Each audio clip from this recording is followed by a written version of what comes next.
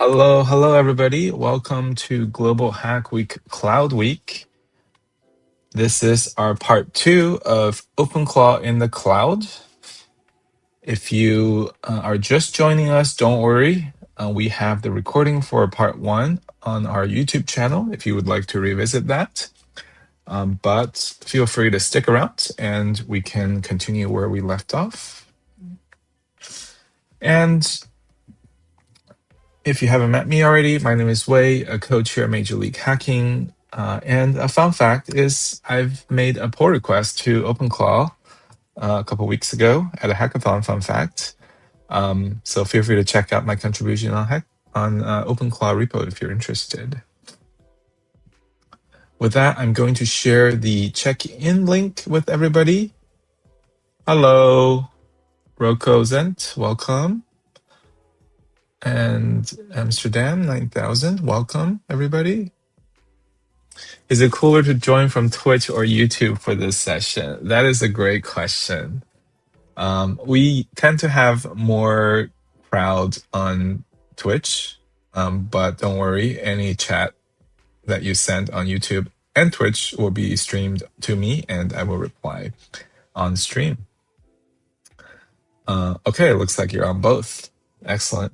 I just recommend checking out which one has lower latency, because sometimes one platform is a little bit faster than the other so that you can get your questions answered quicker. Hello, Ankit Gold. Welcome. Thank you so much for joining us. Welcome back, everybody. And I'm super excited to show you the next steps of OpenClaw. We did a very quick overview earlier. Before I forget, let me actually send the checking link so that everybody here gets their Global Hack Week points. Here is the link.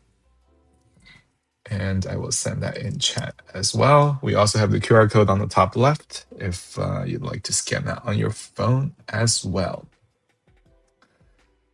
All right. Now, in our part 1 of OpenClaw, here's a quick recap. We had a quick introduction to OpenClaw. We tried out the one-click setup method on Vultr, which was very easy. And then we also tried step-by-step to self-host our OpenClaw instance on Vultr VPS. We can also use the same method to self-host on any cloud platform, including your own computers at home. So we walked through all the steps. We actually also set up a new Discord server and a new Discord bot through a Discord app and have that all connected to our Discord server here, which I will actually send the invite link shortly. So stay tuned for that.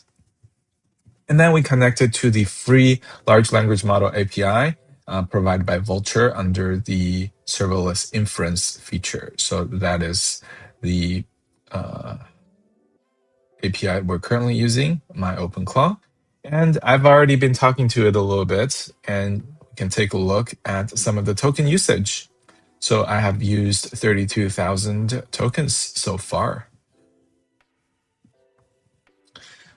And as we were just getting started, we got access to the OpenClaw control panel. We'll actually go through that in detail right now. And then we can dig into a little bit more of the more capabilities and topics that really powers OpenClaw, makes it unique from all the other solutions out there. With that, like always, if you have any questions whatsoever, please drop them in chat. Just swap the banner down below, and I'd love to hear from you. This is going to be an interactive session, and feel free to chime in anytime. With that, let's do a quick overview of our OpenClaw Control Center. I've actually tweaked the settings a little bit in preparation for the session, and I will show you exactly what I changed. So we are able to connect to the OpenClaw Control Center hosted on Vultr, and we saw this from the last session, right? So here's the overview of some of the things that we can do. We can take a look at the access keys and things like that. We don't really have to worry about that right now. We can take a look at some of the logs and previous sessions. But let's just go through the tabs on the left one by one, and we can kind of explain what they do. You probably don't need to look at most of them from your day-to-day working with OpenClaw, but it's still good to know what some of the things do. So on the left here, we have channels. So we talked about channels briefly earlier. So channels are places where your OpenClaw can listen to and respond to messages, right? So on the left of their documentation here, you can see they have support for all types of messaging platforms, including iMessage, Discord, Telegram, Slack, Twitch. Oh, even Twitch, that's pretty cool. WhatsApp, and more. I think they're also adding support for Microsoft Teams. That was a new one, which is pretty interesting. So if you want to communicate with OpenClaw on one or more of these platforms, you will be configuring them under channels. So right now we have Discord configured, and you can see it is configured and running properly. And you can see different configurations settings that you can change here. For this demo, hello, welcome to my stream. This is OpenClaw in the Cloud Part 2. We're just walking through all the features on the OpenClaw control panel. So here we have tons of settings. You don't have to learn all of them. You can kind of go through the documentation on your own time if you want to learn more. But I'll just show you some of the key ones that I was looking at and I changed. So first of all, I added a allow from asterisks, right? So you can put your own Discord ID if you want to be secure, like if you want to be ultra secure and you don't want anybody else having access. That's the most secure way to do it. So you will copy your user ID from your Discord here and just plug in to your allow from section. So this is going to, the agent is going to trust all the messages coming from this ID, and it's going to execute whatever it tells it, right? So it's going to do whatever it wants, whatever you want, and whatever you tell it. If you don't have that setting, then a lot of the permissions will not be accessible from users outside of or who are not on this list, allow from list. So I hope that helps a little bit. I did turn that on to asterisks just so that everybody who's on the server can interact with it freely. And then we also have some additional configurations for like auto presence. You can show different types of status messages, emojis, a lot of different things that you can do. You can also have Discord write to your configuration. So like if you want to add something or change something of OpenClaw, you can have Discord message. You can do it through a Discord message. But for security purposes, for now, I will keep that off. You can also turn on DMs. Right now, the DM is enabled, looks like. And you can say DM is open or allow list, similar to the group messages. So I can say the DM is open for anybody, or I can say the DM is only open for a list of users. So I think right now it is not open. So that's why like none of the options here are highlighted. I did change this thing though. So for group policy, instead of allow list, I'm just doing open. That means everybody can message in any Discord group where I have this bot installed. Okay, and then here is the Discord server. And then I also turned off require mention so that you can talk to it without having to add the bot every single time. So in the past, like if you want to talk to the bot, you have to add Jewel, for example, in a message. But I turned that off just to make it a little bit easier, since this server is only for communicating with our trusty bot. That is pretty much it. I haven't changed anything else here. And you can take a look at some of the health status and information down below if you'd like. So that is the channels tab. I'm also going to head over to the Instances tab. So this is the client. So for OpenClaw, you can control multiple nodes, is my understanding. So you can have one control center where can be multiple devices you control. For now, it's on the same machine. So this is both the gateway and the client, same on the same machine. But you do have the ability to control multiple machines. And here are the chat sessions, previous chat sessions I have been talking to. So you can see from Discord channel, from this server, and then from this Discord thread, I was testing some things. So as we spin up new conversations, OpenClaw is going to start up separate sessions for each conversation. So it's able to track them separately and process them separately. And next up, we have usage. So this is very, very helpful, especially if you're using an API token that's tied to like a payment, so that you can see exactly how much the models cost. So right now you can see I'm using Vultr, and I've sent 124 messages so far already, and 83 of them are tool calls and things like that. So you can take a look. You can also track errors and success rates and what are the different tools that have been called. You can also group by channel, so you can see what is your most popular channels and most popular agents. Right now we just have one agent.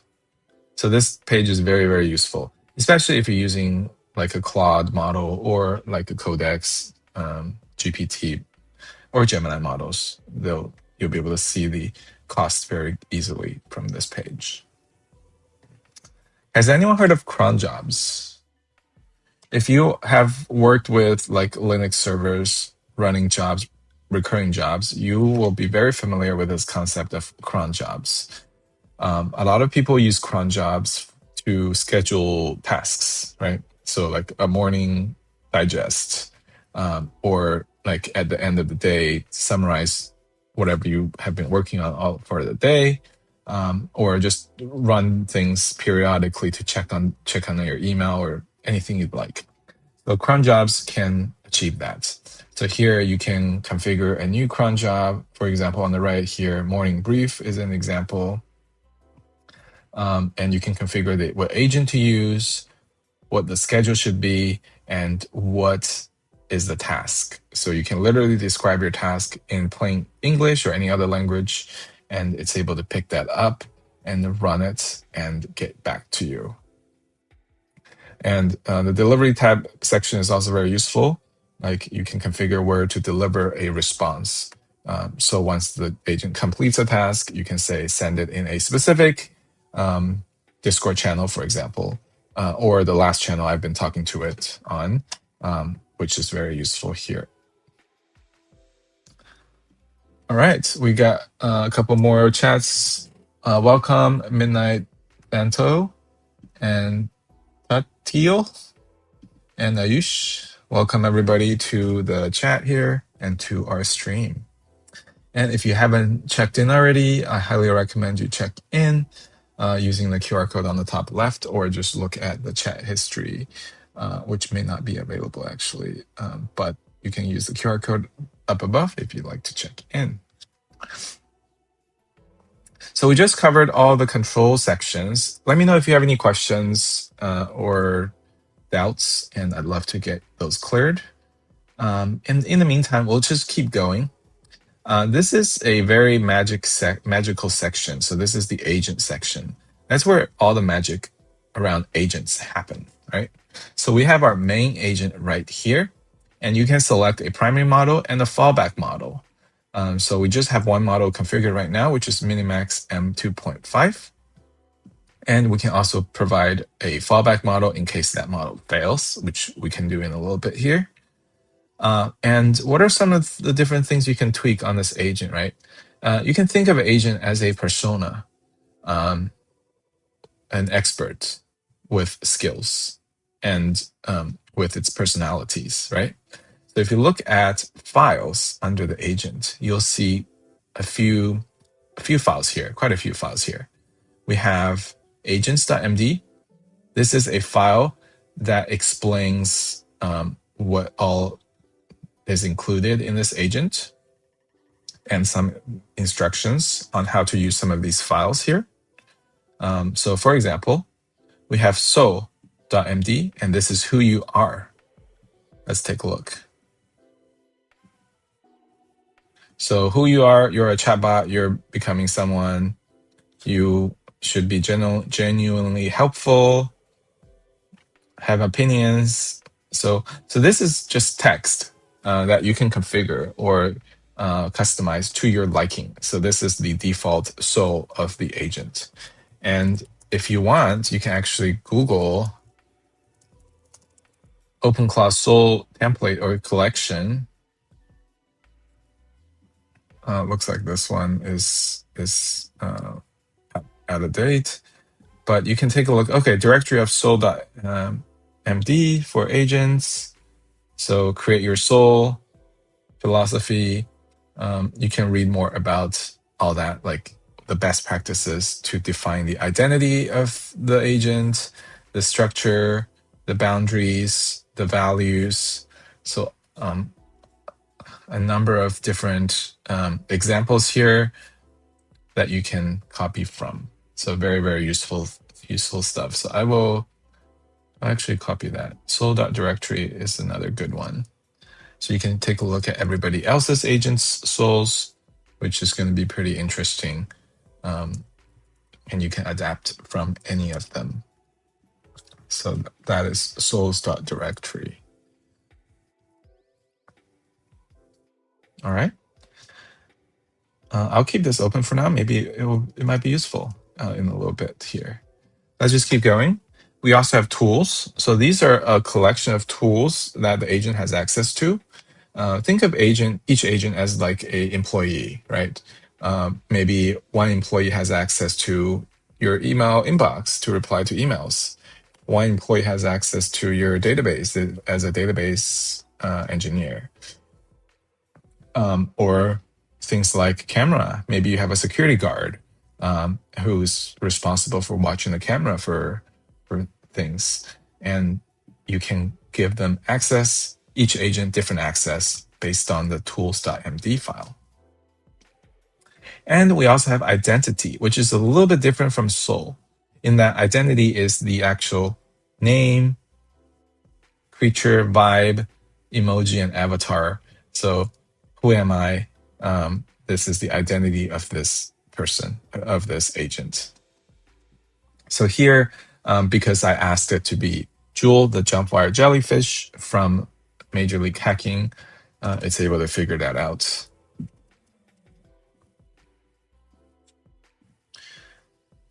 So we also have user.md. This is like who you are, who is the person you're helping.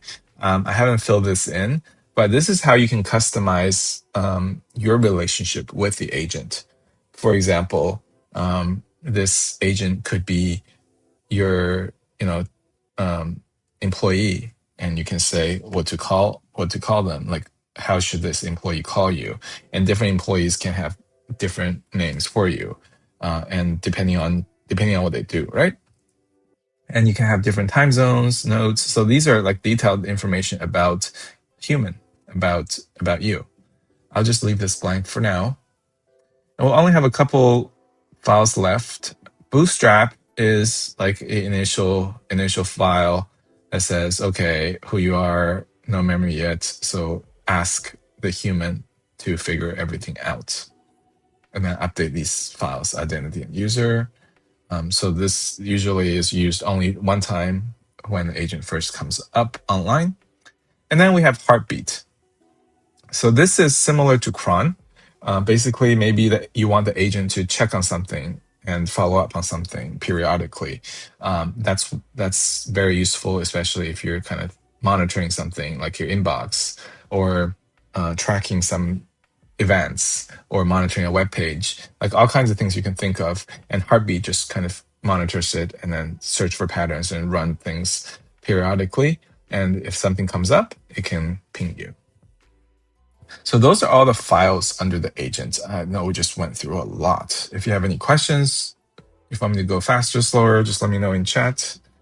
And all these files are in your file system under this folder. So what I usually do is I will actually create a GitHub repo and push the OpenClaw workspace to GitHub. So every time the agent works on changing any of this, right, any of the things in the workspace, everything is going to be version controlled and committed and pushed up to GitHub, so you never lose any work or any context. So that is a pro tip. I highly, highly recommend you do that, so that if anything goes down, you have your GitHub and you can restore your agent or agents, multiple agents, very, very easily. Thank you so much for the reply, Midnight Fanto. I'm glad it's a good pace for you and hopefully everybody else. Just let me know if anyone has any questions in the meantime. All right, next up, I'm going to show you the tools. This is very, very important. So agents are useless without tools because they're just ChatGPT and without tools, right? ChatGPT with some custom personas, right? But with tools, agents have access to everything you have access to on a computer, literally everything. So here you can give agents some presets like minimum permission, coding permission, messaging permission, full permission. And for this demo, I just gave it full permission because I want agent to have access to everything so that it doesn't have to, it doesn't have to be dumb. Amsterdam 9000, thank you so much. I hope this is interesting to you. It is. Yeah, it is very interesting. Thank you. I'm glad it is. So we'll go through this, and you can always watch back on the recording for part 1 and part 2 and part 3 at a later stage if you want to revisit anything. And I'll also share a lot of resources towards the end as well. Thank you, Ayush. Appreciate it. Now I give it permissions. You can see what are some permissions I gave it. I gave it file read, write permission, edit, change, apply patch, run commands. That's a pretty big one. If you're very security conscious, you might want to tighten that up a little bit so agents don't have full permission. But since I just spun up a virtual private server on Vultr, that's pretty isolated and gated away from everything on my personal computers or personal network. I'm just giving it full access for the demo. So I also gave it web search, web fetch permissions. So those are very important. Memory permissions and session permissions. So a lot of different permissions here, as we can see. All right. That's tools. We can also go to skills. We haven't installed any skills yet. So we'll talk about skills in a little bit. Let's skip that for now. And then you can see what channels this agent is working in. This is very useful because you can have multiple channels here. You can have, imagine you have 10 employees. You want to talk to them individually. You don't want to always use a megaphone and talk to everybody. You just want to talk to that one employee.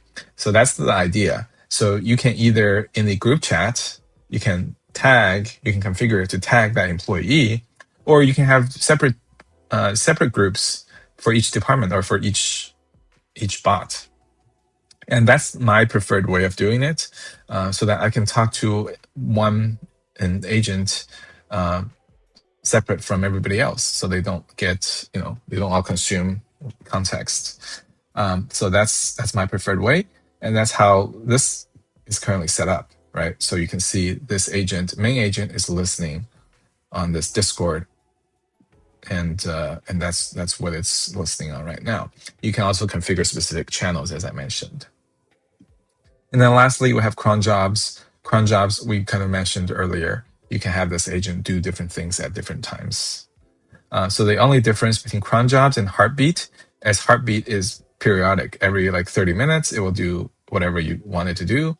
It can be a list of a bunch of things. Whereas cron jobs is more targeted, like at 6 a.m. every day, I want you to do that. Or, it's more targeted, and you can have a custom prompt, more targeted prompt just for that job. We have a question. How can we join this Discord group, GHW OpenClaw? I will share the invite link very, very shortly here after I go through the settings, and we can play with it. I also want to. Okay, actually, I forgot to show you this part 2 session plan today.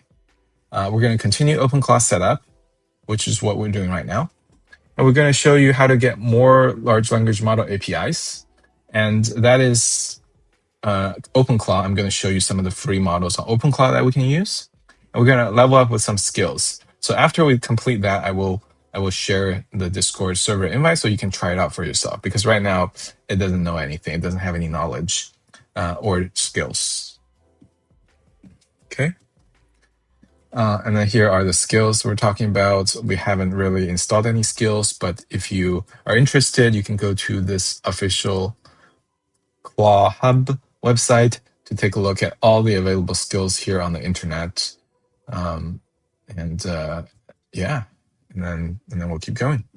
So nodes, so these are the different devices, paired devices and commands that they can run. So you can see I'm connected to OpenClaw from these 2 devices.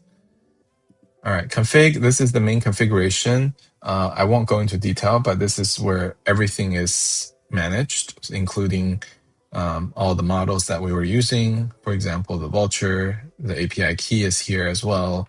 The different models that comes with vulture. And if we add OpenRouter, it will just be another entry here. You can also see the profile, messages, patterns, hooks. So a lot of different configurations here. So this is the Discord configuration we're looking at. So everything that you change on this control portal are synced to the config JSON. So this is the master configuration that your OpenClaw instance uses. All right, and then there are so many more features here. I won't go into every single one, but feel free to take a look and experiment with them by yourself. Okay. So now let's head over to our number 2, more free large language model APIs. So as we mentioned, for the initial version, we have serverless inference from Vultr. This is the initial model that we used. And inside here, we worked with Minimax. Here, let's see if we can find all the models somewhere. I think it's in here, prompt. We're using Minimax M2.5. But I also want some free models. And I want to show you that right now. Let me head over to OpenRouter. And here is OpenRouter. OpenRouter is a platform and that provides a unified API interface for large language models. And it literally has every single model you can think of, you can dream of, from every single provider. So if you look at providers, it has access to everything that you can think of. All right. And one of the things it does is it provides free models from time to time for you to experiment with. So right now, you can see there are 2 free models right now. There's a model called Hunter Alpha and Healer Alpha. So these model names are fake names or code names for their underlying model. Some people guess they might be DeepSeek, the new DeepSeek models. Some people guess it might be the new QWin models, but we don't know. But what we do know is the performance and the cost for these models. You can see Hunter Alpha model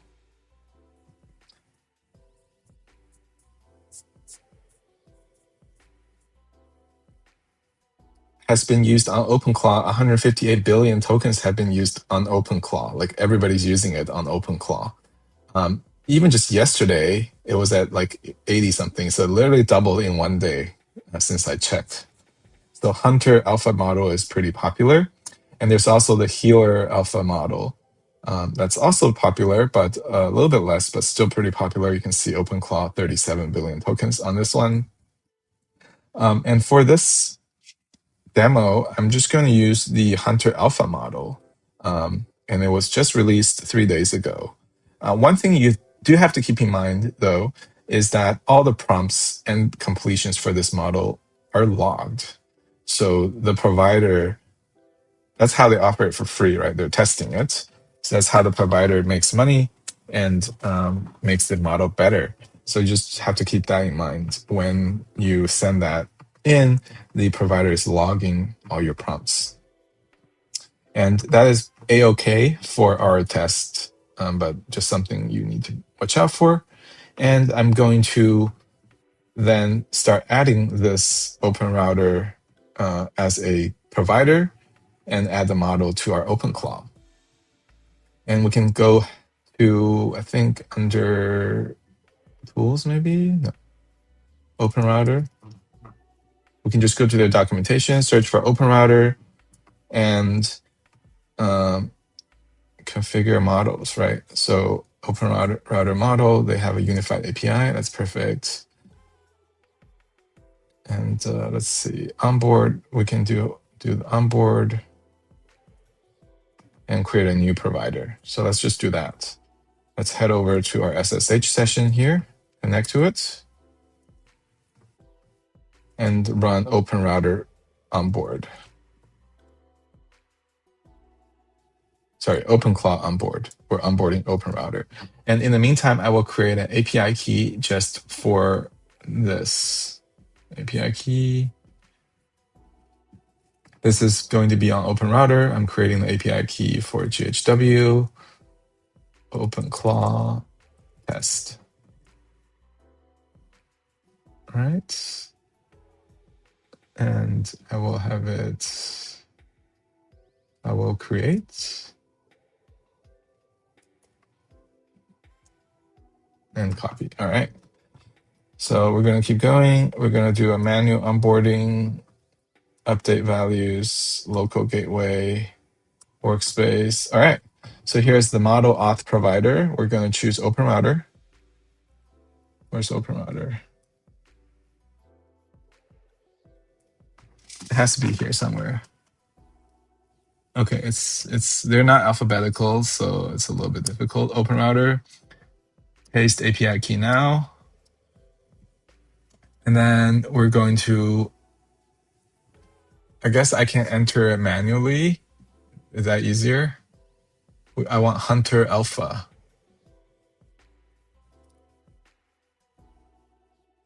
I'll just scroll down and see if it's here. Hunter Alpha. Hunter Alpha, it is here. So we'll do Hunter Alpha.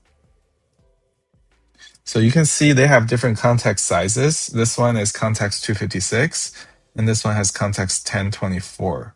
So maybe I'll add both.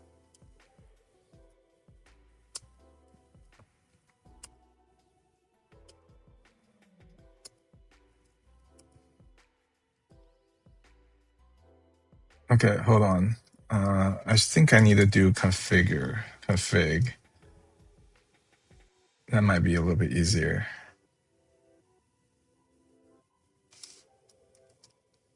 Okay, yeah.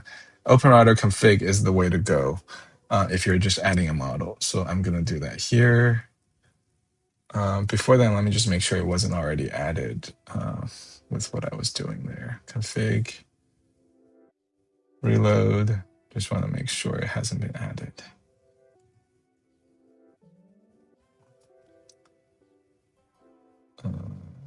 Oh, I don't want to duplicate the work, you know?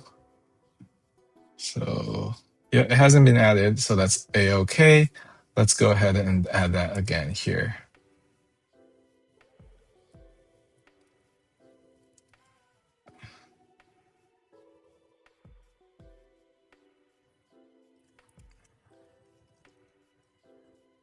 Hunter. And then healer. I'll add both since they're both free. All right. And I think it's done. So let's do the continue. Configuration complete. Now let's just wait a second for the gateway to restart and see if it has been added.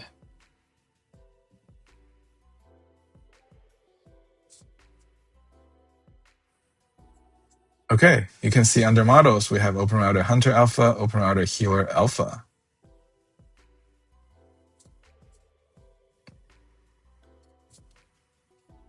We got it. So now let's go to our agents and we're going to change it to Hunter Alpha and save.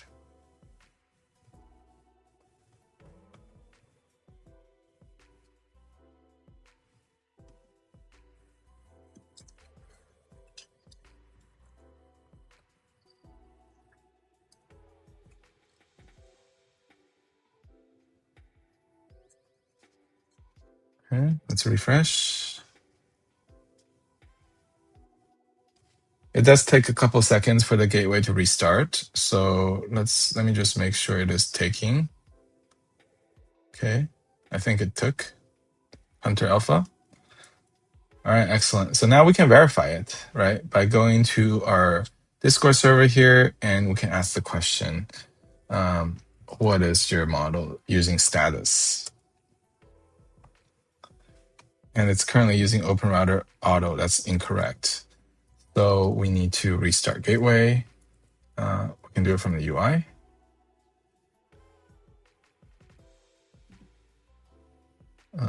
By going to, where do I restart? Into config, update. Oh, actually, I think I know the reason. The reason is I need to start a new session because it's using the previous session most likely. So I'll do a /new. This is the command for you to start a new session in a chat.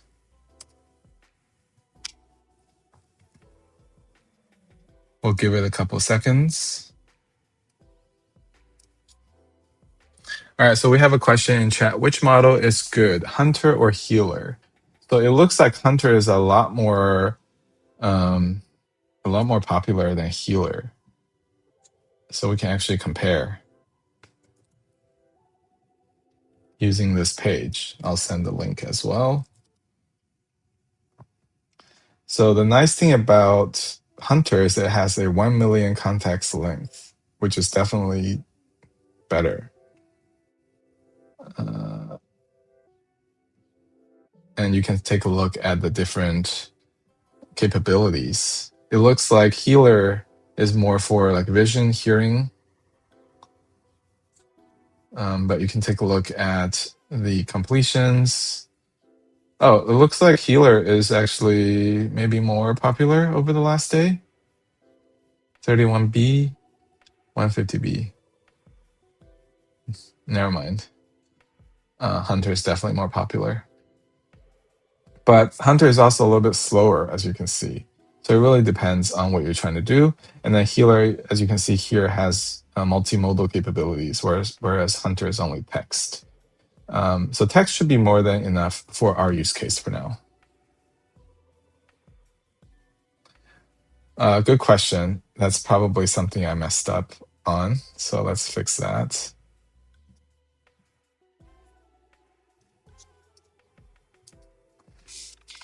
Oh no. OpenClaw gateway status.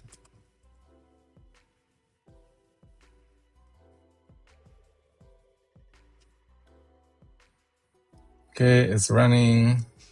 So let's fix that. Okay, it's up.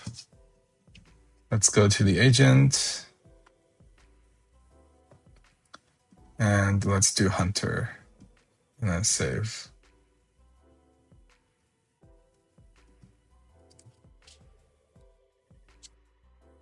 Okay, why is it being reset? Let's look in the configuration just to make sure it's correct.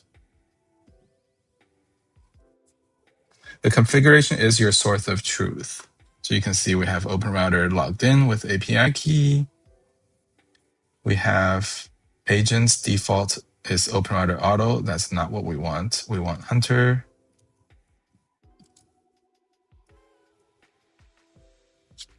And then the main will also be, oh, it is Hunter. So the main agent is Hunter. Yep. So So that looks good. We're going to save. Thank you for that call out. Now we have Hunter set up properly.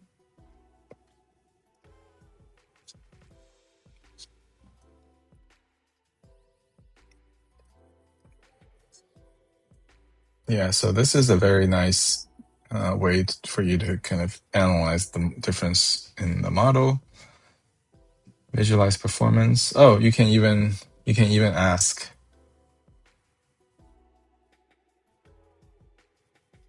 Yep. So it looks like Hunter's a lot slower,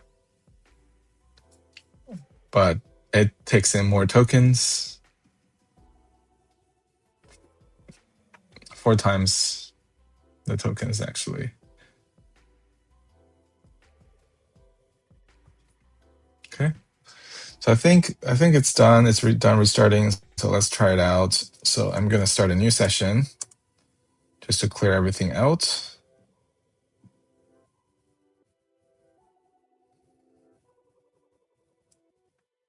And then I'm going to do a status. So after it comes back, I'm going to do a status. Yep, new session started using OpenRouter Hunter. I'll do a status to confirm. And indeed, it's using OpenRouter Alpha, as you can see here. And it's using 0% of the context right now because we haven't sent anything. And then I'm going to change think to medium. Actually, I can configure that on the UI as well. I just want to show you. You can do it in multiple places. Always allow. I actually asked for some permissions. So on the UI, you can go to settings and you can say something like agents should always use this. So this is the Discord channel we're on. We can say thinking medium. I think that's good. All right. Question. So if we use model for more accuracy and for faster response time in case healer is good, then hunter. Exactly. And another thing healer is really good at is multimodal. So you can send it a picture and it will be able to understand what's in the picture or audio and video. So multimodal capabilities. And it's also faster. It might not think as long.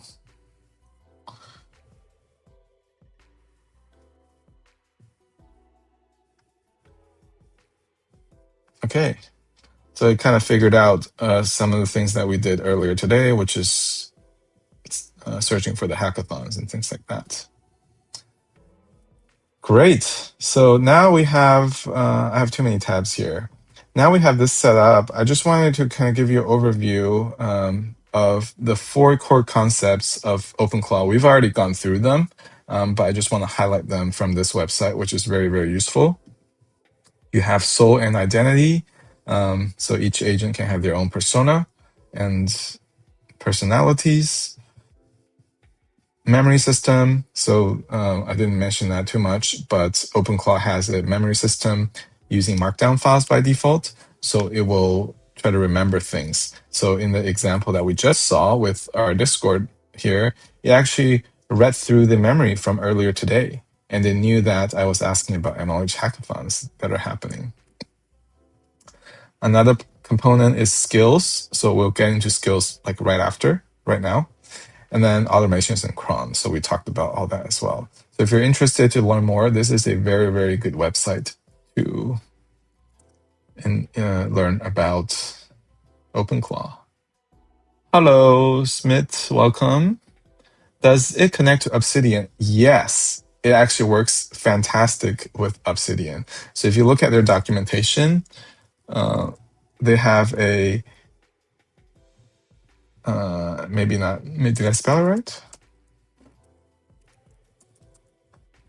Obsidian. Yeah. I won't go into the documentation, but you can just Google OpenClaw Obsidian.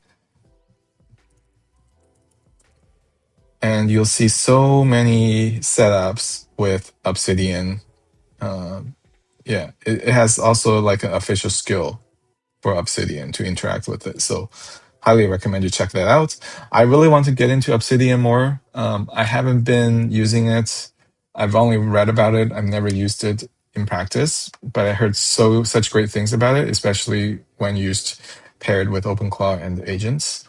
So I would love to hear your experience with it.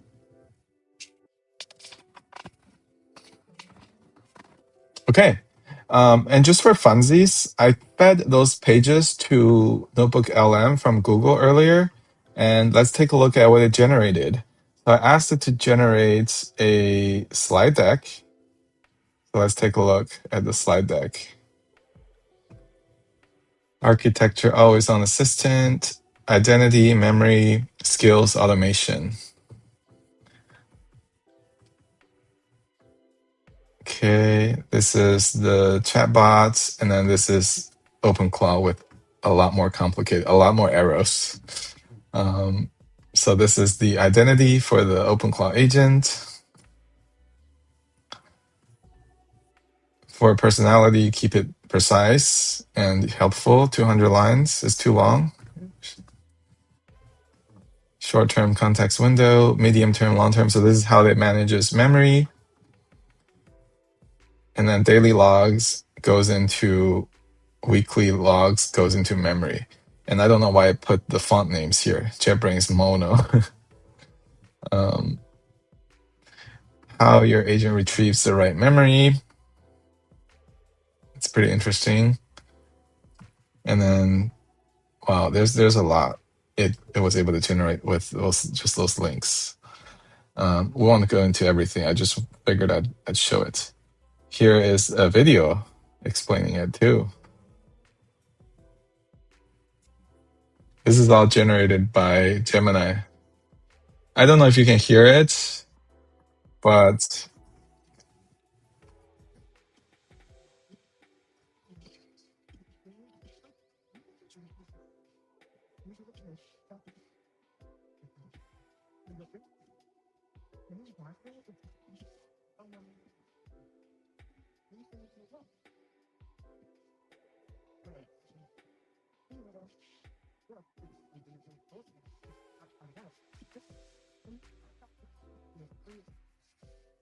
wow, that's pretty good. Okay, you can't hear it.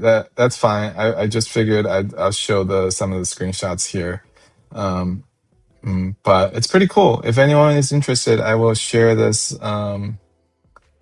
notebook. Can I do that?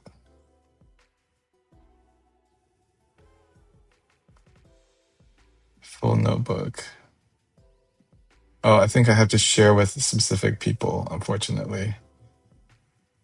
Okay, anyways, I might download it and then just show y'all that video. And then this is the infographic that it generated about those 4 core concepts. I just thought it was interesting. The identity and memory, automation and skills. So it kind of categorized them pretty nicely. Maybe I'll just send it on Discord. Actually, we're all joining the Discord soon, so I'll just send it here.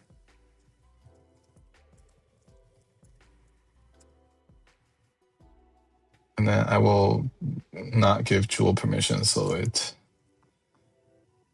can't mess with it. And then the video might be too long though. Let's see, yeah, exceeded limit. But that's okay, A-okay. If anyone's interested, you can check it out later. So OpenClaw instructs LLM with identity and such. Is every LLM as compatible? Yeah, so that's exactly right. OpenClaw is the framework that constructs everything that you talked about. So it constructs the system prompt, which contains the soul, the identity, the user, the memory, and everything else, along with the skills and everything. And it sends everything to the model. It sends everything to the large language model. And the less capable models may not be able to utilize all those information and make the right decisions. So that's why we highly recommend you use some of the frontier models where they have more capability of actually following instructions, analyzing the request, issuing two calls, and ultimately completing your request successfully. So that's why we typically recommend a more frontier model for that. It also has more security and guardrails built in. And then for smaller tasks, you can delegate that to some of the cheaper or less thinking models to execute versus to make decisions. So that's what a lot of people do, is they will have a orchestrator agent using Opus 4.6 or another frontier model, and it will delegate tasks to models that are a little bit more affordable to actually execute the task. All right. Thank you for that question. With that, let's head over to the next segment. So we continued our OpenClaw setup. I showed you about OpenClaw control panel, and we showed you how to get access to free models from OpenRouter. And now let's level up with some skills. So has anyone heard of skills? It doesn't have to be in the OpenClaw context, just in general. Has anyone heard of skills, like what they are? And it's a-okay if you haven't. So I'll just give a quick explanation of what they are. If you think about large language models, they're trained on publicly available data, right? They can chat, they can work with you, they can iterate with you on your writing, they can kind of help you. But you have to teach it how to respond in a way that you expect or take actions that you want in the steps that you specify. Otherwise, the large language model will just make a guess and try to do its best. And it's going to be different every time because large language models are non-deterministic. So that's where the skills come in. Skills are files that are instructions to the large language models. Follow these steps, do these things in this order. And it teaches them how you would like things to be handled. So you can take a look at some of the description here. A skill is a self-contained extension that gives OpenClaw a new capability. It will have a defined interface. What can I do? What's the input? And what the steps are. So you can see here are some skills. Skills are OpenClaw native extension format.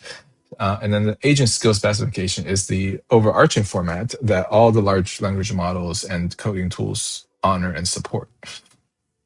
So when it comes to OpenClaw, there is a special skill repository called Claw Hub, where everybody uploads their skills and shares the skills, and your OpenClaw instance can fetch skills and install them very easily.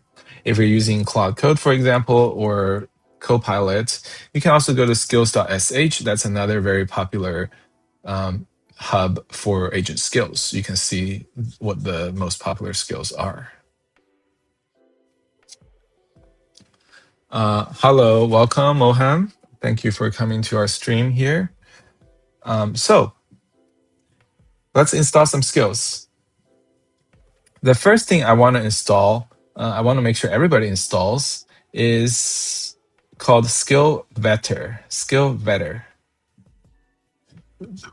What is a skill? It essentially checks skills for security vulnerabilities before they are installed. So we can, let's just install this one. And then another one is going to be find skill. So let's head over to our agent. Since we have our agent working now, I can just ask it to install it. So please install from Claw Hub. All right, and in just a second, our Joule is thinking, it's looking, it's thinking, it's taking a look at Claw Hub and looking for the skill vetter skill. If we want to take a look, we can go to the Sessions tab, always allow, approvals needed. Maybe I should turn that off, the approvals process, just so that we don't have to worry about that. But it's for the security, right? So maybe we'll do that later. Let's take a look. All right. Jewel has already replied. It was approved. Chat exec approvals are not enabled on Discord.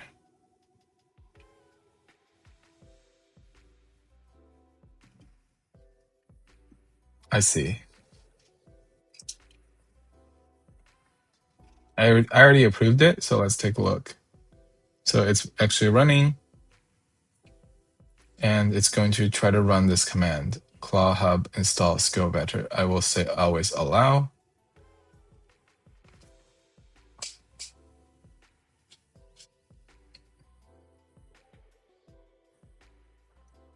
And approval from the web UI. Once it's installed, I'll be able to use it to vet skills before adding them.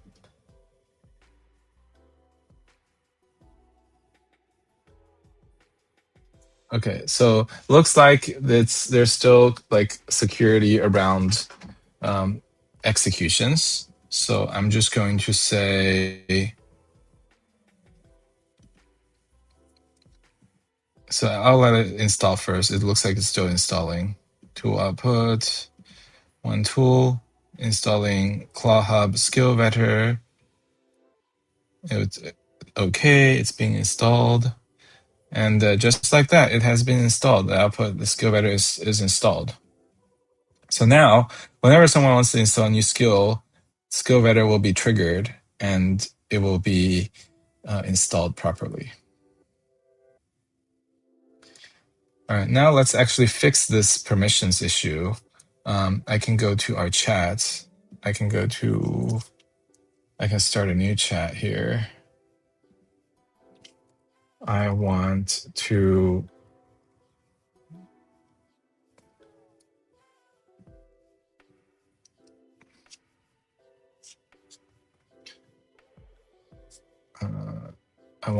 disable chat approvals and allow all executions. It's kind of scary, but I'll do it anyways. Maybe I'll make a backup of the Vultr instance before I do it. So I can go to compute, my OpenClaw.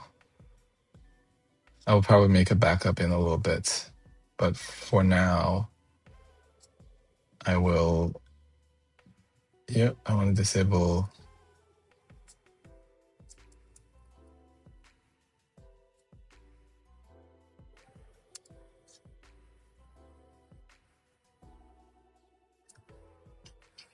Okay, let's see what it says.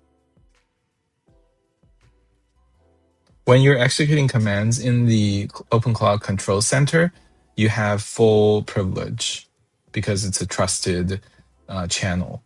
Whereas if you're on Discord, it's not a trusted channel. So it doesn't always let you do what you want with the default security settings. OpenClaw has come a long way. Like in the early days, even just last month, like 2 weeks ago, there aren't that many guardrails around executions. So it's changing so much.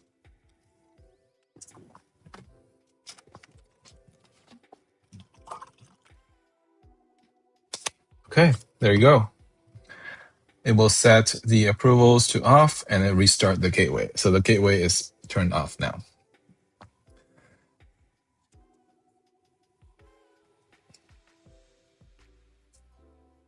Okay, so what are some skills we want to try out? Does anybody have any ideas?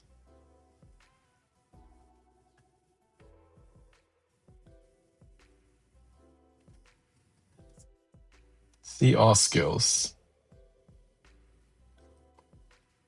Highlighted. Downloads. Installs. Oh, look, Obsidian is a very, very popular skill here.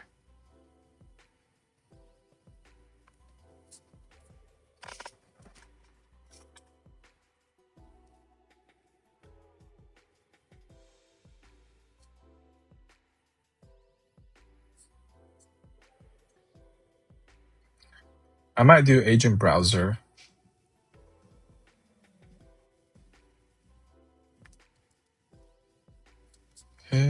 All right, done. Tool execution is no longer tools.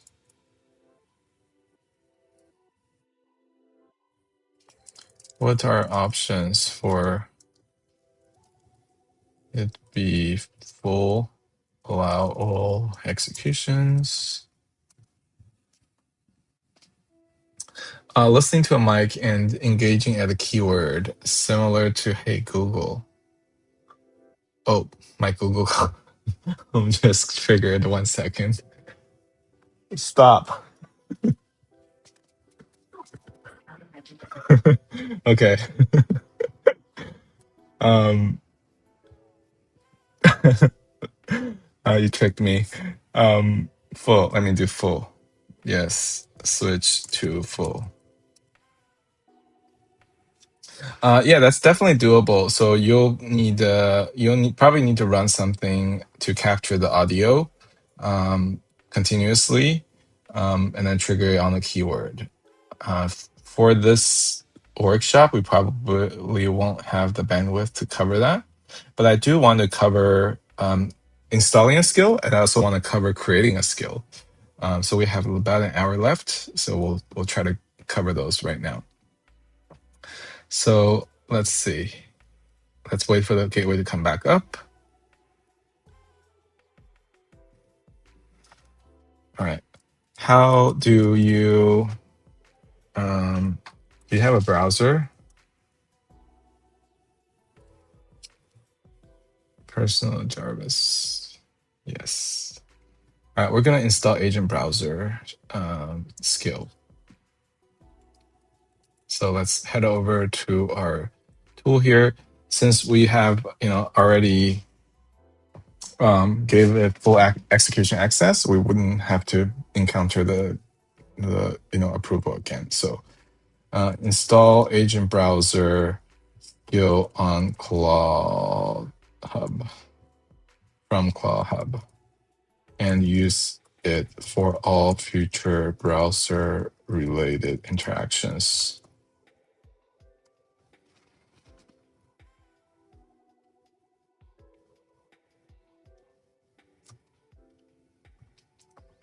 So this is going to give our OpenClaw a very, very powerful tool. This is a tool that everybody needs, which is browsing the internet. So with this tool, our Joule is going to be able to interact with a browser programmatically. So I can then make requests in chat. So let's just take a look at and see how it works.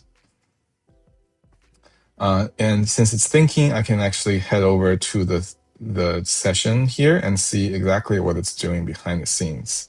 So this is the control center, very, very useful if you want to see the underlying thinking process. So let's first vet the skill for security. So it actually used the skill vetter agent skill that we created, we downloaded, and then now it pulled that skill and it's evaluating the agent browser skill.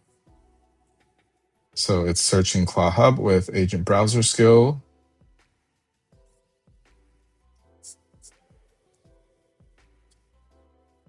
And I think I also need to install the Claw Hub skill itself.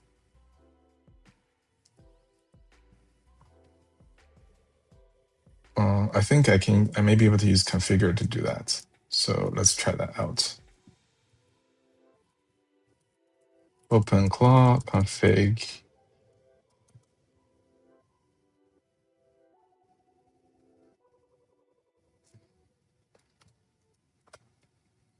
Skills, yes, skills, configure skills. And I can turn on Claw Hub because that skill was not installed properly earlier. And then I will just use npm now since pnpm didn't work earlier.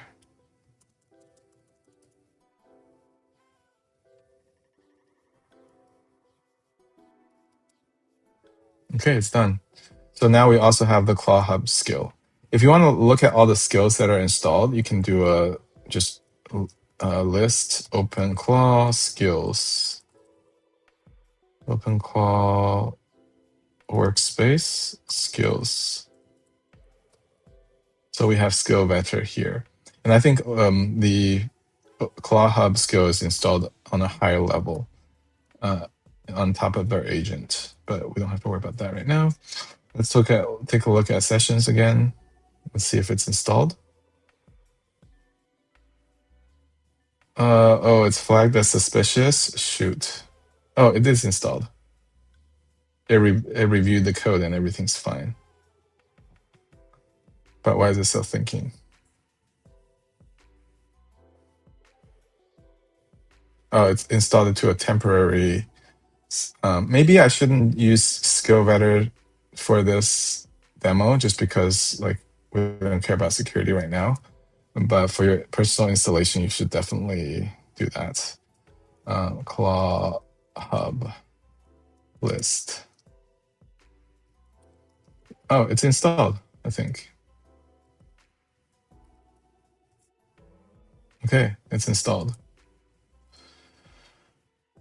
So I will remove Claw hub, remove SkillVetter for now. Uninstall is the word. But it's a very good skill to have for your personal setup.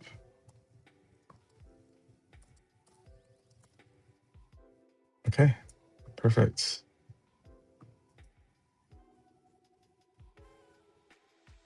All right, now we can do something fancy. Let me just make a new channel here. And I can say my MLH.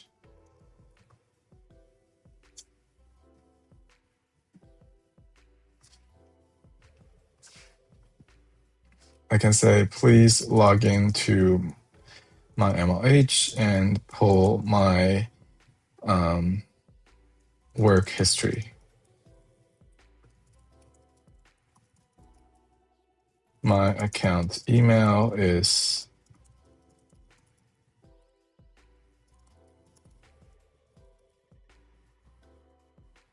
I can just do something like that. Oops, I'll delete that. Let's see if it works. So this is going to spin up, okay, security concern.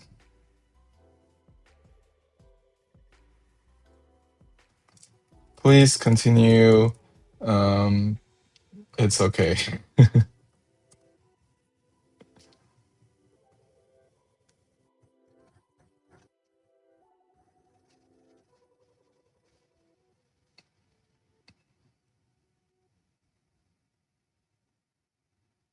Okay, so I don't know what it's thinking now. We can first take a look at the general chat. So it looks like it's kind of sending the report for vetting the skill permissions. Risk is low, and it actually installed Agent Browser for us. So everything's good.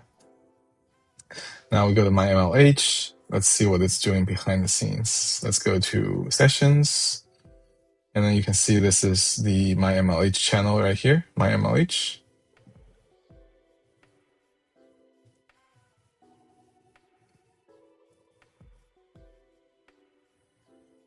So it didn't use the Agent Browser tool.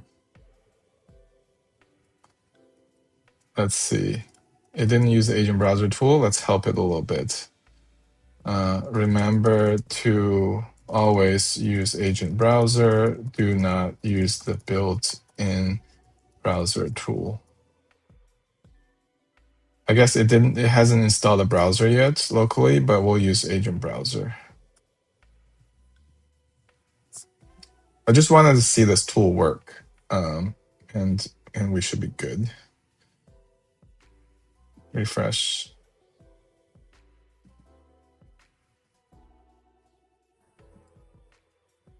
And you can see we're using Hunter Alpha model right here, and we're sending this many tokens and receiving this many tokens.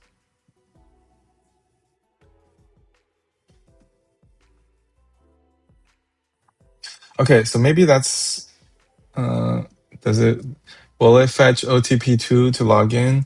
If I set up my email inbox, so Google actually released a new skill called Google Workspace CLI. Google actually just released this tool. along with some skills. So if you set up this Google Workspace CLI to connect to your email inbox, if we have time tomorrow at our part 3, we might do it. But if you can set that up, you can listen to the code from your email, and the agent can do everything for you. You can check into the event and everything else. All right. All right, so it looks like it's calling agent browser skill. Perfect. Using agent browser, you can see it's using agent browser to open the web page.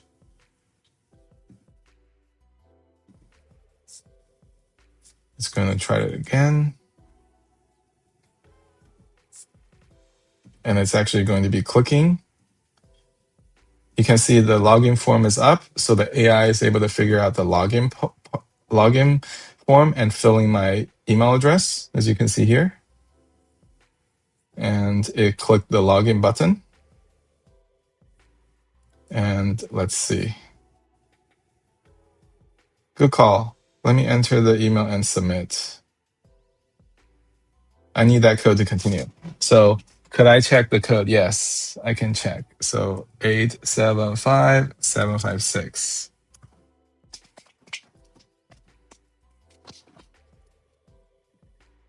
Exactly. You can tweak this model's behavior using skills and prompts. You can also do custom training and tuning if you'd like. But here we're basically giving it some more information, giving it skills, give it context to do what we want it to do. So I just gave it the code, and let's go back to the inner thoughts of AI here. You can see code entered, clicking continue, done. Continue. It's waiting for the page to load. Take a snapshot of the page. Yep. And then I can say, send a screenshot of my MLH profile.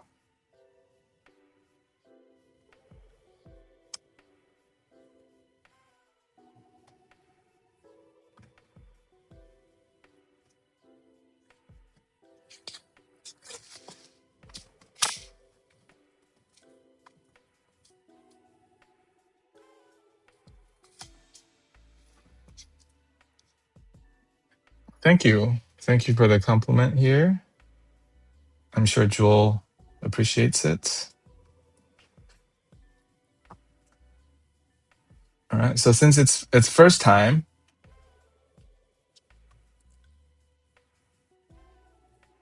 since it's the very first time, like I didn't give it any information, it's trying to figure out on its own how to use the agent browser. And I just remembered this tool, this model doesn't have access to video images, right? So it wouldn't be able to, it wouldn't be very useful for the AI to see a screenshot. But some models are very, can take images, and it's very useful for them.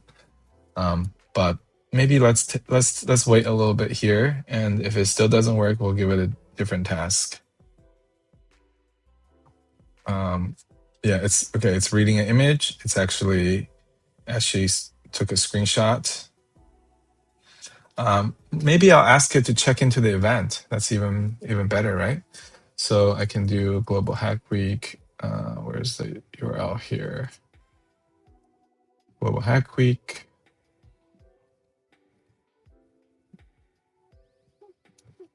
Okay. Go back to here.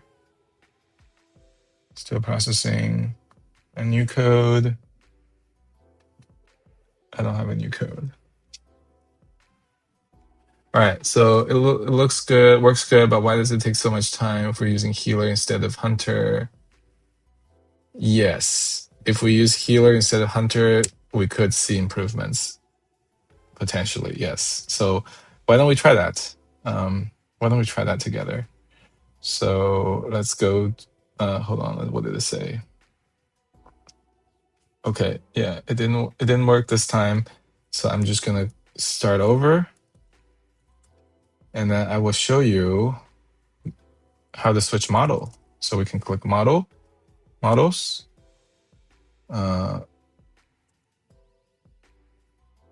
set the model. Actually, it's using Hunter. So the model should be healer. So model, OpenRouter, healer, alpha. Okay, so the model was set. I hope it's a little bit faster. Use the agent browser to first log in at, and then go to check in to this event.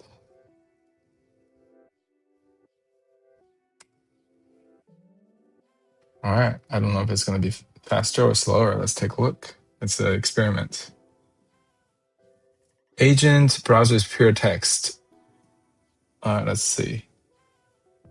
What email should I use? Oh, it was able to get to the login page and it's ready to go. So here's my email.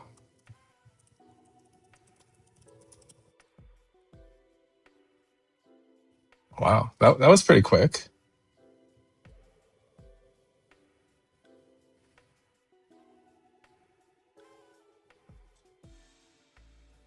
All right, let's go back to OpenClaw here and take a look at this session.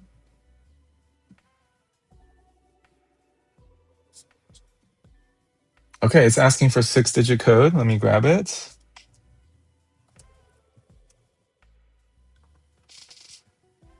I like the emojis they added. Like you can see if it's thinking, if it's coding, if it's working.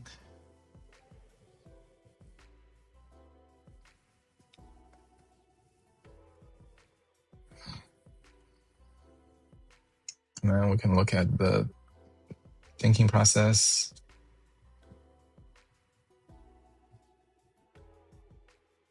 Press enter.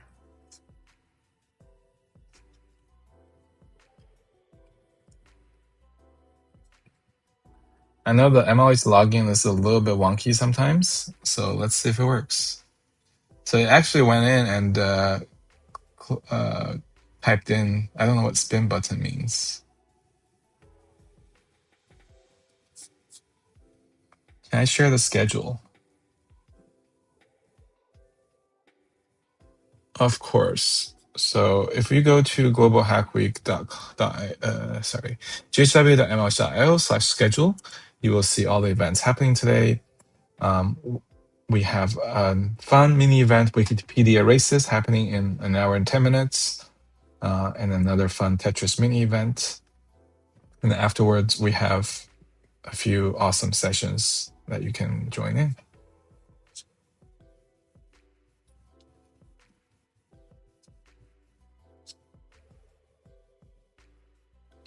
Yeah, so it looks like the AI is having a little bit of a trouble interacting. Oh, it got blocked by Cloudflare.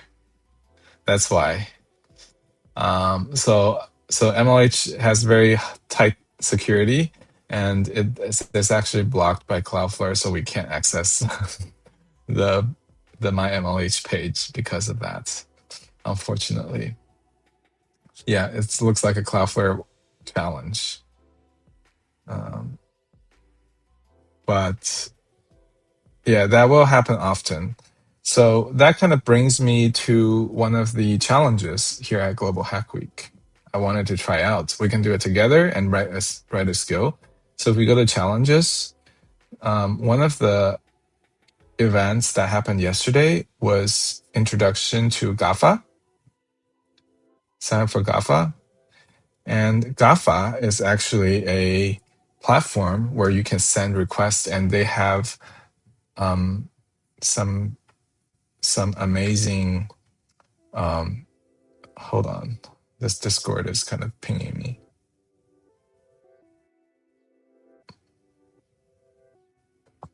Okay, so it looks like events.mlh.io is behind Cloudflare, so like Cloudflare protects it. And since we're using like a cloud server, it doesn't help because it's a data center IP address. But I can still ask it, can you read my profile at my MLH.io, since my MLH.io seems to work. So we can read my profile there and see if we can figure out where I went to school and what my job employment history is. CAPTCHA check will fail. It depends. Some like advanced models can actually pass CAPTCHAs, believe it or not. All right. So just like that, it's able to pull my MLH profile successfully. I've been to 16 events. Here's my education. Here's my work experience. So these are all from my MLH profile, and it's able to help me log in automatically and pull my profile automatically, which is pretty cool. All right. So we kind of verified that works. Now let's use GAFA. And if you sign up for GAFA, you can also submit for this challenge and get some more points. So we'll use this credits. We'll sign up and use those credits and just try it out. GAFA is a platform that lets you schedule browser automation and don't have to worry about the issue that we just saw. So let's just sign up real quick.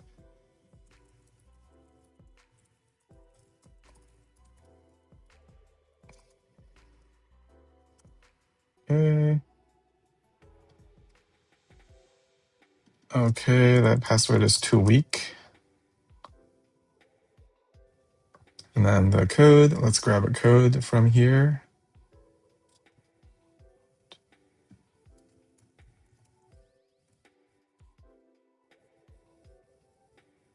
And I want to redeem for that code, get credits, billing plans, credits. How do I get the credits?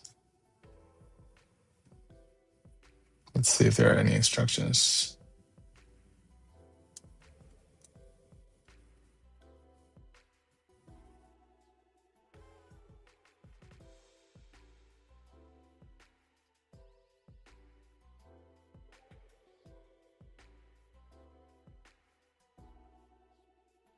Is that a coupon?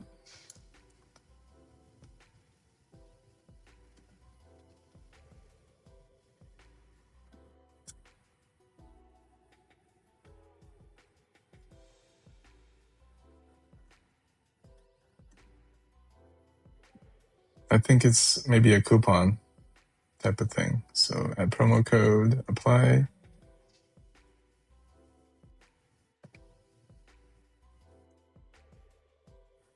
Okay, yeah, exactly. So I will complete order and I will get all those credits.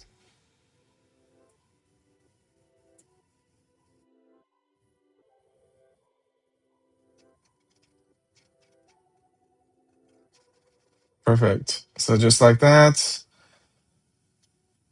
we can get our API key, way, GHW, stream, create token, copy, and then API in playground, demo site, request logs, documentation. So this is where the power of OpenClaw comes in. So you see this lms.txt.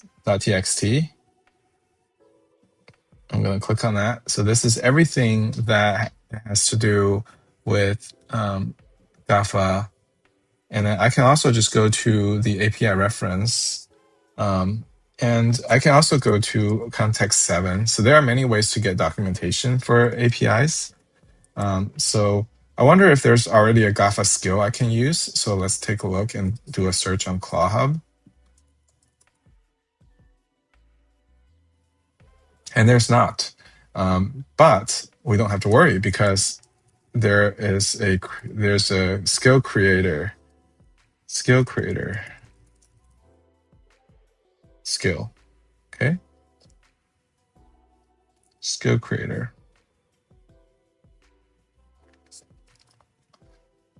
Okay, and then we can use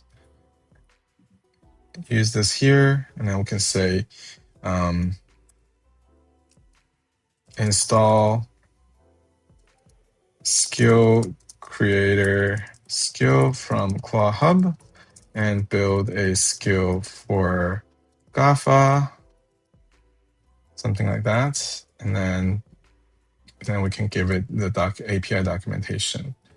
So GAFA, is this everything? This is everything. So I just copy this. Where's our Discord? Too many windows. Documentation site. So this is going to take a little bit of time, I assume. But in the meantime, I just wanted to show you the capabilities of GAFA. My GAFA API key is, I'm just going to send it because it's for our test and demo. Doesn't really matter. But if it's something that matters to you, you don't want it in the conversation history or be sent to the LLM, make sure you store that locally in a secret manager or something. All right, it's thinking, it's writing, it's building. Test it out with fetching MOH homepage. MOH.io. Is it MOH.com now? Let's see. It's MOH.io.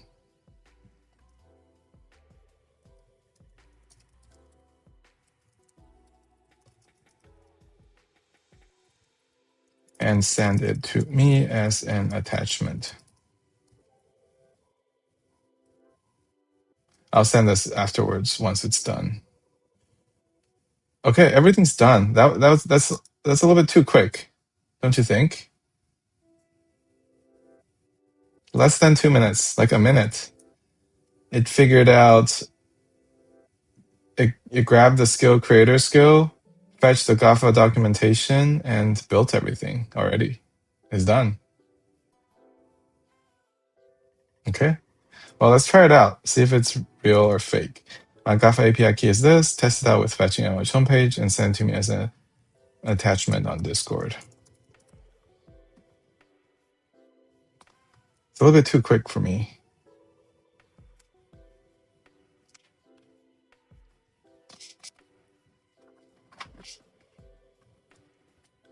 Let's look at the documentation here. So maybe healer is the hidden gem here. We need to use healer.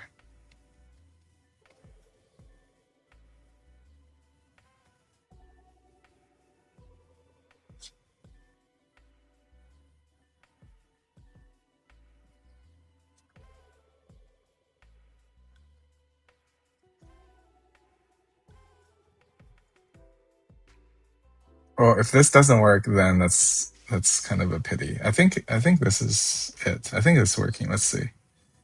It's going to be fetching GAFA browser requests using the API token. Looks like it's using the correct token, which is good. And it's printing out. Maybe we should try this first on GAFA's website. Let's see, API Playground. We'll do export. Maybe I'll take a screenshot first. MOH.io.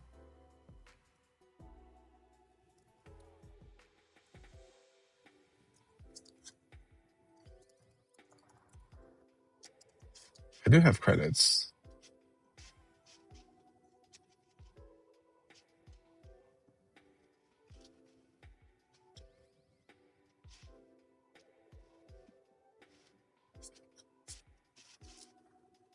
Okay, let's see what it says. Insufficient tokens. Okay, so it looks like everything worked, but the upgrade didn't work. So let's try that again.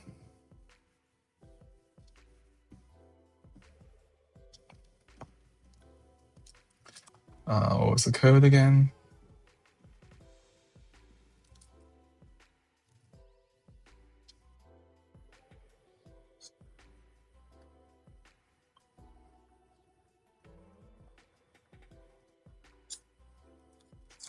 Okay, you have the same problem? Okay, great. That means I'm not alone. 50-day empire. Thank you for letting me know. So so so what do we do here? Refresh.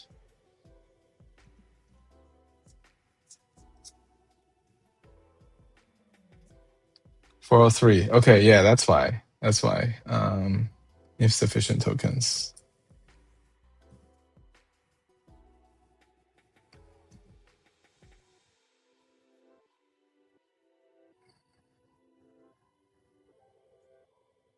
Oh, let's try one more time, and if it doesn't work, we'll just call it and then report it. MSIO, yep, it doesn't work. So I will report this, and hopefully we will get that resolved. Thank you for letting me know. But regardless, I just wanted to kind of show you the capabilities of OpenClaw. It's able to read the documentation I sent it and generate a skill and packaged it up for us to use, even created a command line wrapper to help us interact with the GAFA API. So that's pretty cool. All right, we have 25 minutes left, and since we're doing so good here, I'm going to switch to healer for everything. Let's do that. Let's use healer. Let's go to config, raw, edit. I think healer is much faster, so it's so good, so right. Thank you for the suggestion there. Healer.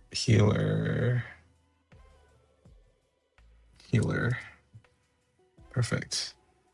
Save. Okay, so what I want to do is I want to create another skill that answers MLH questions. So some of the questions I have are about MLH events. And if you don't already know, MLH actually has a GitHub page, a GitHub account with some repos.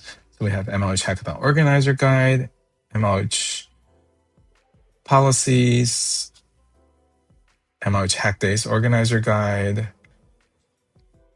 and I think there's also MLH Fellowship link. So what I want to do is I want our agent to fetch details from all of them, combine into a skill so that anytime we ask MLH specific questions, it will trigger that skill and look for an answer. So let's do that. So I have that idea here, and let's do that. Healer, perfect. So let's do a status, make sure it's correct. All right, perfect. Create a new skill that helps answer any MLH questions. It should be triggered anytime MLH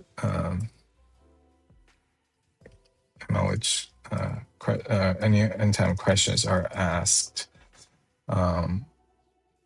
about hackathons, events, fellowship, or MLH in general. Is there also like a Global Hack Week FAQ?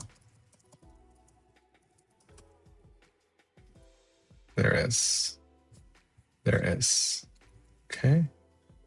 And then Global Hack Week, general. Please organize the content into, I don't know if it's going to be able to process with the context window, but let's just try it out anyways.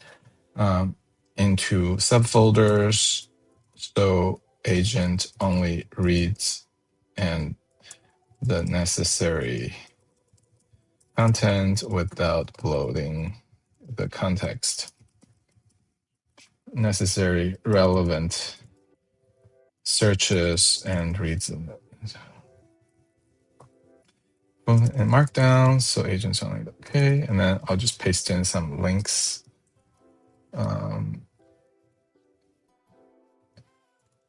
Use agent browser or Well, I'll just do the GitHub ones first, because I think they're easier to fetch. So I will give it MLH Hackathon Organizer Guide. I will give it MLH Policies, and I will give it Hack Days Organizer Guide. We will add more content in the future.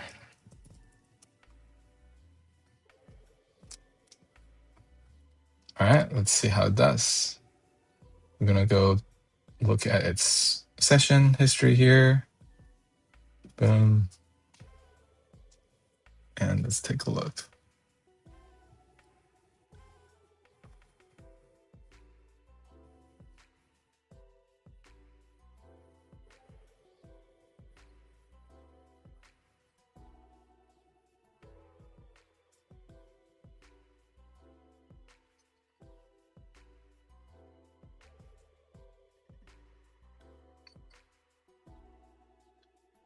Okay, it has all the content it needs now. Initializing skill, creating skills repository, creating skill.md, creating references. Yep.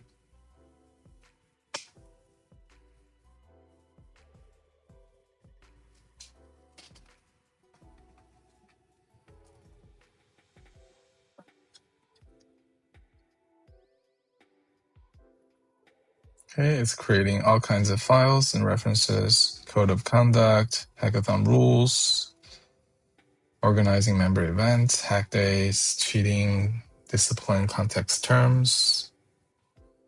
It's really like splitting up all the content into different files here. And you can also monitor it here. So you can see Joule is going through and creating all that. Okay, perfect. Add a couple more references. MLH Fellowship, FAQ.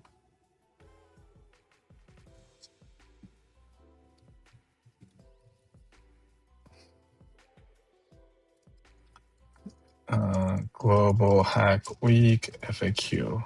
I don't know if that's going to work, but let's see.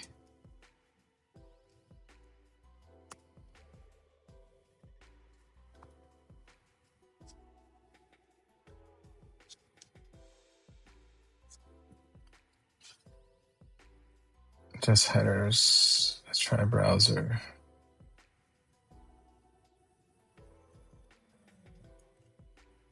I see. So use agent browser to get Global Hack Week site. Add this to agent tools so you remember in the future. So this is a very powerful message here. Just asking it, asking it to remember. It will try to pick the right tools in the future. So you can help it a little bit by giving it some more information there.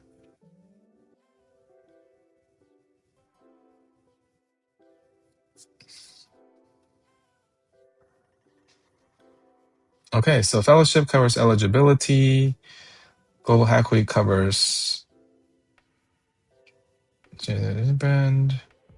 Perfect. It's going to use agent browser to load the website maybe.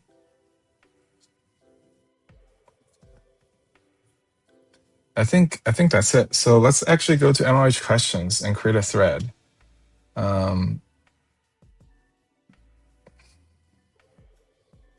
MLH fellowship requirements. What are the requirements to the MLH fellowship?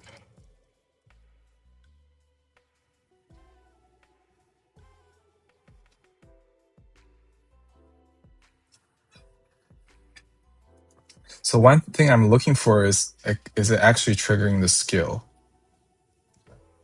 I don't want it to go out onto the internet, right? That's the whole point. So let's take a look.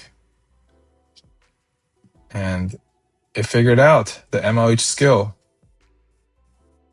And it's reading the MLH knowledge base. So this is a skill that our OpenClaw just created for us in just a few minutes here. We have the MLH knowledge base and a quick reference about the different topics and external links when helpful, and with the direct markdown links to the files that are relevant.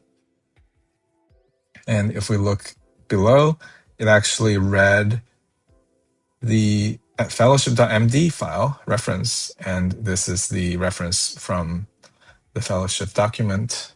And just like that, it provided a very useful message.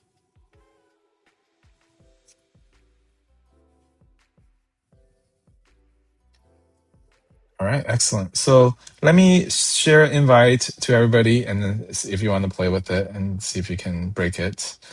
And I'm going to paste that in here. This is just a quick demo, right, of the capabilities of skills. In just a few minutes, I was able to create 2 skills, and they both worked pretty well. And you can head over to MLH questions if you want to create a new thread and ask some questions about MLH. I will ask some questions in the meantime as well. So let's see if it works. So I'll ask another question. Global Hack Week. No, I'll ask the question about MLH member event. How early do I need to apply to become an MLH member event?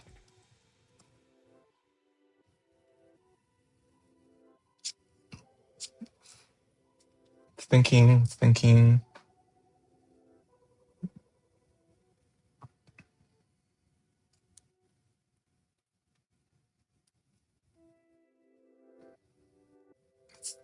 It's coding, it's running tools.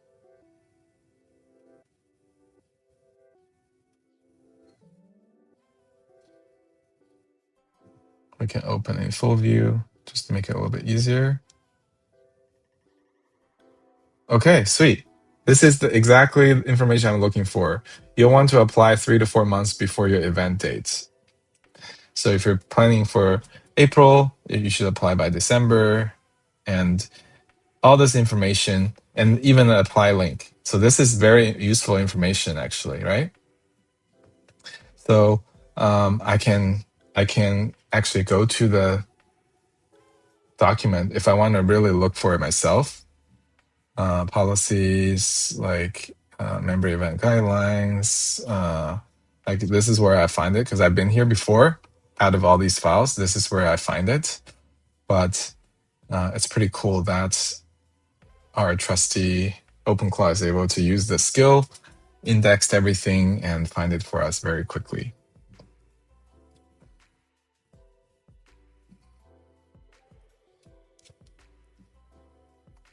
All right, I see Ayush and Harbinger, you joined. Do you have access to send a message or no? In the MLH questions chat.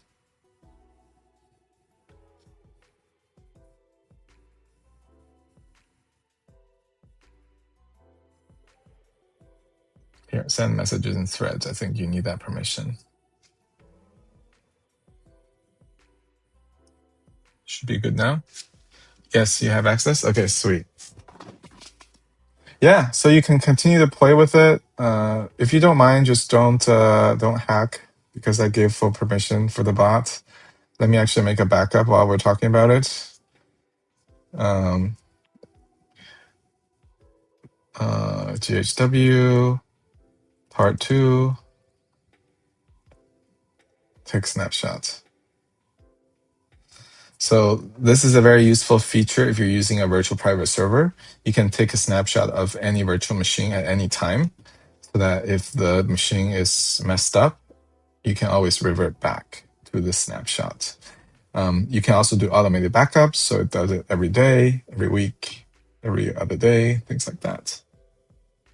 So question here, it works in cybersecurity projects It is jailbroken because sometimes we use it for testing web. Are you asking like a question? Can it be used, or have you already used it for that purpose and that's your experience?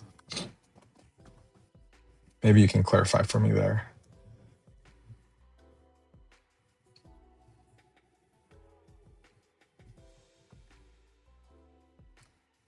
All right, what's another question I can ask?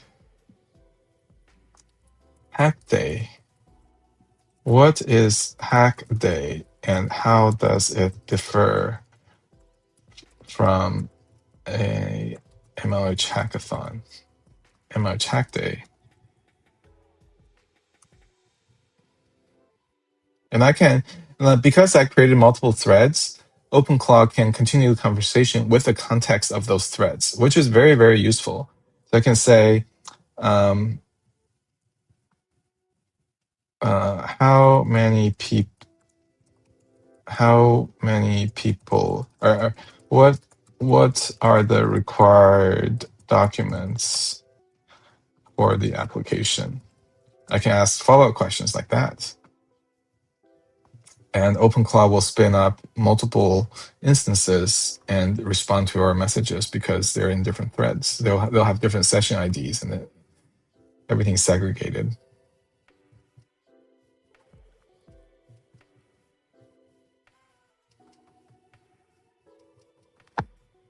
Okay, and just like that, we have some information and the comparison for both events. So full hackathon, it's going to be, looks like the formatting is a little bit off because of, Markdown, but it did give a cool breakdown. Tables do not work in Discord. Please print in a different format. And then I can continue the conversation here. MLH member event. Wow, this is a pretty cool app. It needs landing page, budget plan, venue details, sponsorship info, marketing promo plan. So even a link to the resources.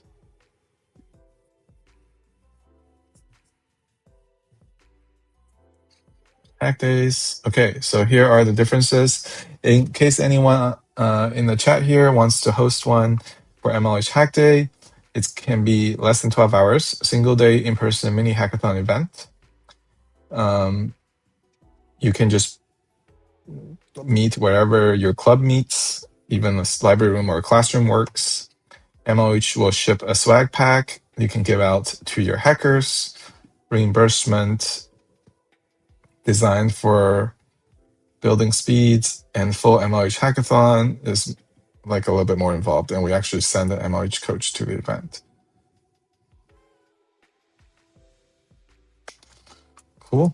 Talk more about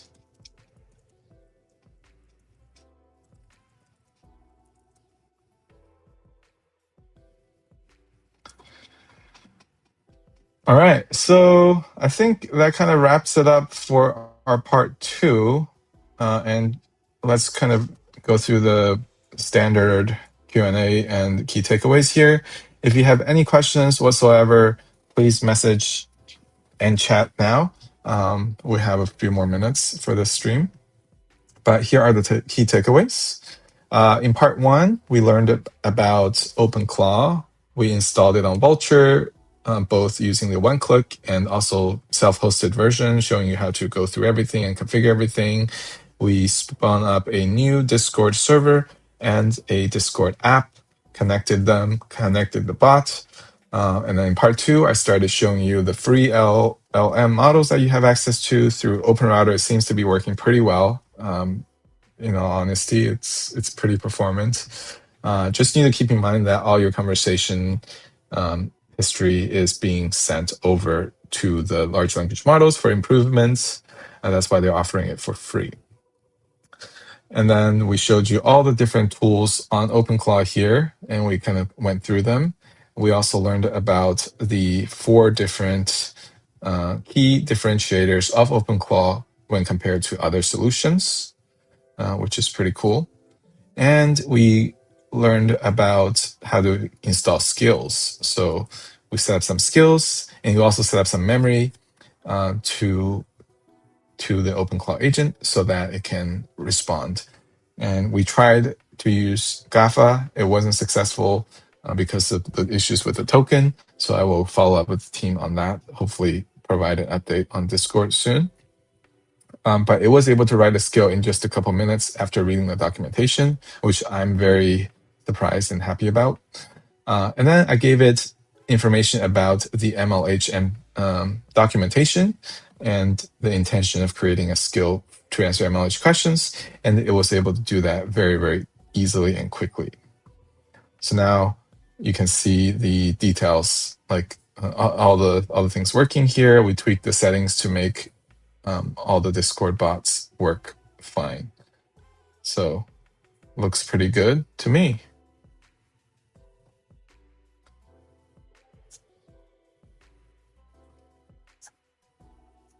Now, let's go back to the chat here. No questions.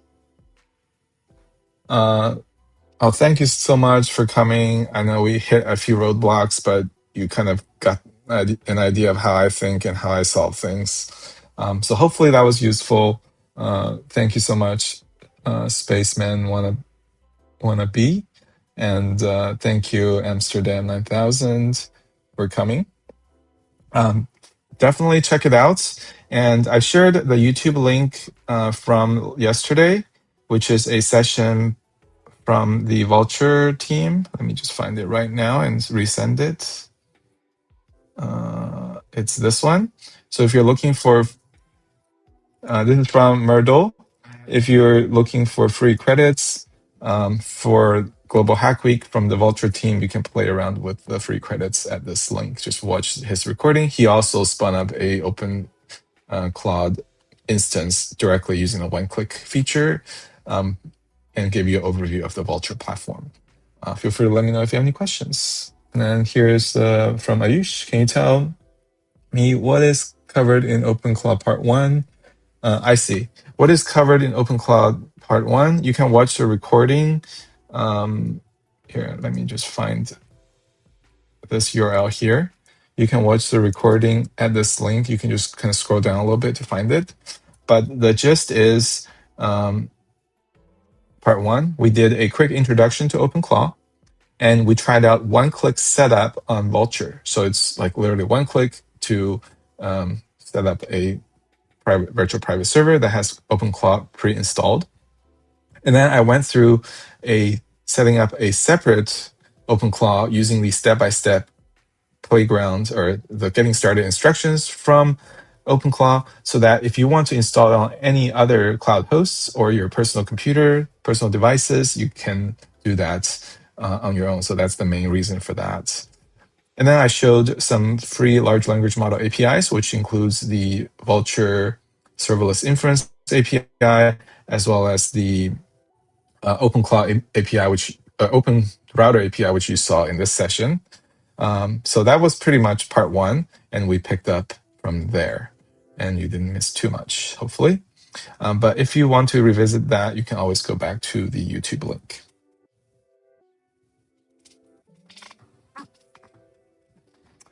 All right, I hope that was helpful, everybody. Now, if you have any feedback for me or for this session, anything you liked, anything you feel like we can improve on to make it even better for you, please let me know in chat, in the link at the chat here, noise.link/GHW feedback. That's where we can collect your suggestions, your recommendations, or your thoughts about our sessions. I would really appreciate it if you fill that out. And coming up next, as I mentioned earlier, actually, that is going to be our fun mini event with Vincent. That is happening in 30 minutes time. It is going to be Wikipedia races. So if you haven't joined the Wikipedia race before, I highly recommend it. This will be hosted on the Discord server. So just watch out for the GHW announcements on how to join that mini event.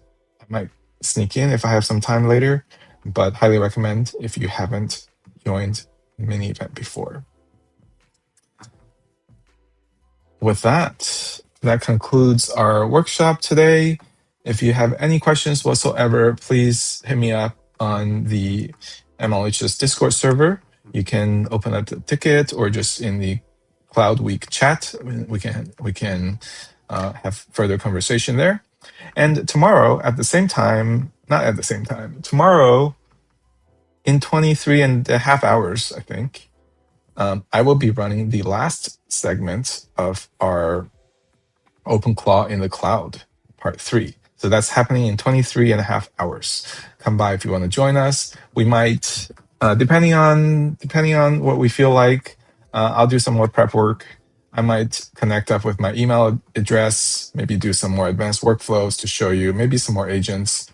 Who knows? But if you want to come hang out, that's going to happen tomorrow at 3 p.m. Eastern. Thank you, everybody, so much for coming. I hope you have a wonderful rest of your day or evening, and take care, everybody. Bye for now.